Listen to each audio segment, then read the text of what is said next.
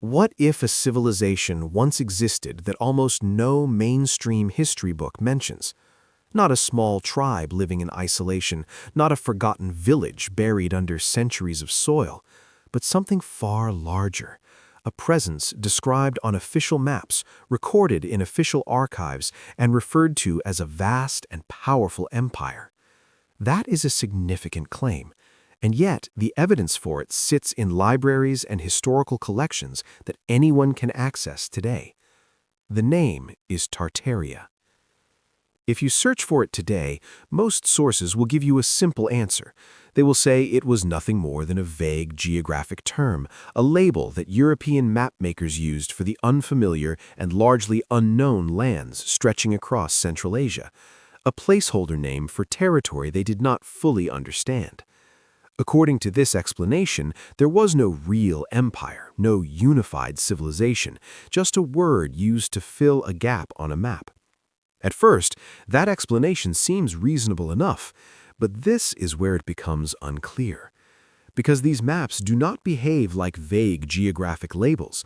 When you look at them carefully, they show structured borders, named cities, marked trade routes, internal political divisions. Some maps refer specifically to Great Tartaria, not as a rough region, but as a defined and organized territory. Others show it spanning an enormous area, stretching from parts of Eastern Europe all the way across to the Pacific Ocean. That is not a small or uncertain space on a map. That is a territory drawn with intention. And cartographers of that era did not draw borders and cities for lands they considered empty or unknown. They reserved that level of detail for places they had actual information about. What makes this harder to dismiss is the source of these maps. These are not sketches made by confused explorers or travelers working from secondhand stories. They appear in official European atlases produced during the 1600s and 1700s, compiled by respected and professional geographers of their time. These were serious documents used for navigation, trade, and political understanding. The people who made them had reasons to be accurate. So, the question remains reasonable, and it does not have a clean answer yet. If Tartaria was truly just a geographic label, just a word for unfamiliar land, then why was it consistently mapped with the structure and detail of a functioning empire? Why did serious cartographers treat it that way across multiple countries and across multiple centuries? Something in the standard explanation does not fully hold together, and that is worth looking into carefully. The standard explanation that historians offer is fairly straightforward. The word Tartaria, they say, was a loose European term used to describe the Mongol and Turkic peoples scattered across the vast lands of Central Asia and Siberia. The name itself is believed to have derived from Tartars, a collective reference to various nomadic groups who lived and moved across that region. According to this view, Tartaria was never a real empire in any meaningful sense. There was no central government organizing it, no shared language holding it together, no unified culture defining it. It was simply a broad geographic label that European mapmakers applied to territory they did not fully understand, a convenient word for an unfamiliar part of the world. At first, that explanation seems reasonable. It is tidy. It accounts for the name appearing on maps without requiring anything unusual. European mapmakers of that era were known to use generalized terms for regions beyond their direct knowledge, so the idea that Tartaria was one of those terms is not difficult to accept, at least initially. But this is where it becomes unclear. If Tartaria was truly just a label for unknown people in unknown lands, then the maps should reflect that uncertainty. They should show rough outlines, blank spaces, and general markings. That is what maps of genuinely unknown territory looked like. But several of the maps that include Tartaria do not look like that at all. They include city names in specific locations. They mark rivers with detail. They show regional divisions within the territory. Some even note ports and trade access points. That is a considerable level of precision for a region that was supposedly just a vague misunderstanding. Vague geographic labels do not usually come with that kind of structured information, and that does not fully make sense within the standard explanation. There is also a separate problem that is harder to overlook. Several well-known encyclopedias from the 18th century contain dedicated entries on Tartaria, and these entries are not vague. They include estimated population figures, they describe forms of governance, they list noted resources and regional characteristics. Reference books of that period were careful, deliberate works. Their authors did not write structured entries for regions they considered imaginary or undefined. They wrote entries like that for places they had real, working knowledge about. So this raises a question the standard explanation does not comfortably answer. How much actual, grounded knowledge were these mapmakers and encyclopedia writers drawing from, and where exactly did that knowledge come from? That question remains open. There is a detail that comes up repeatedly in discussions about Tartaria, and it is one that does not sit comfortably within the standard historical timeline. Across a remarkably wide stretch of land, from parts of Eastern Europe through Russia and Central Asia, and even extending into certain parts of North America, there are buildings from the 19th century that share something worth noticing. They display similar architectural styles.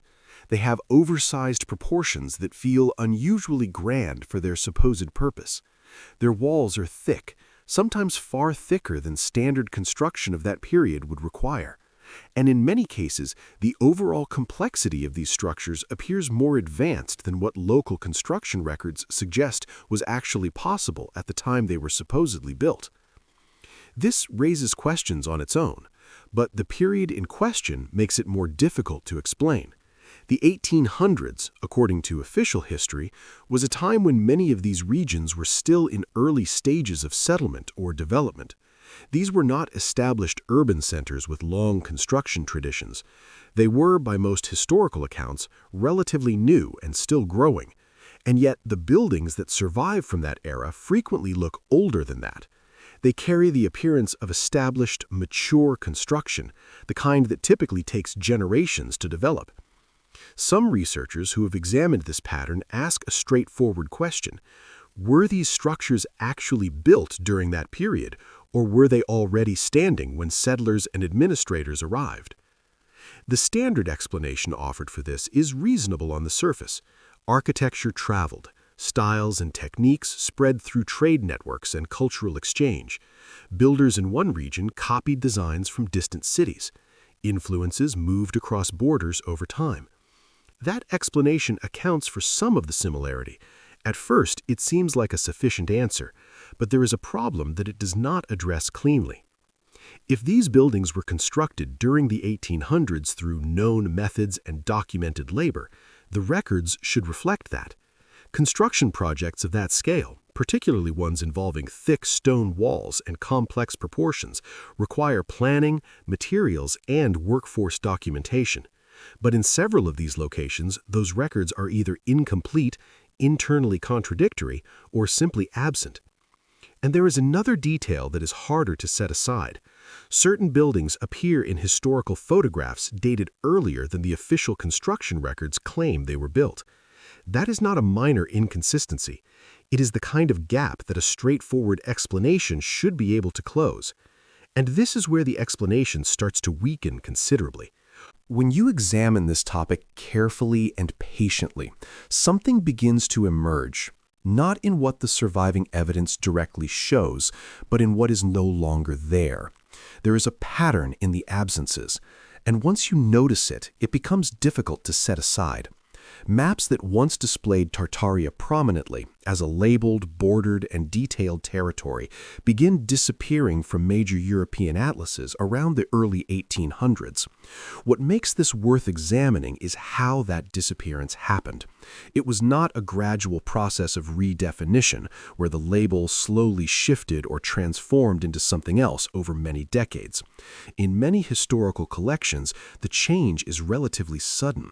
Tartaria is present in considerable detail, and then, within a fairly short window of time, it is largely gone. Some historians explain this through the lens of geopolitics, and their reasoning is logical on the surface. During that period, Russia was expanding eastward with significant force. The Qing dynasty held strong control over large portions of Central Asia. These powers absorbed and renamed the territories that had previously carried the Tartaria label. So according to this view, the name simply became unnecessary. The regions were now accounted for under different political structures, and the old label was retired. At first, that seems like a sufficient explanation, but this is where it becomes unclear. There is a well-established pattern in how history records the absorption of one power by another.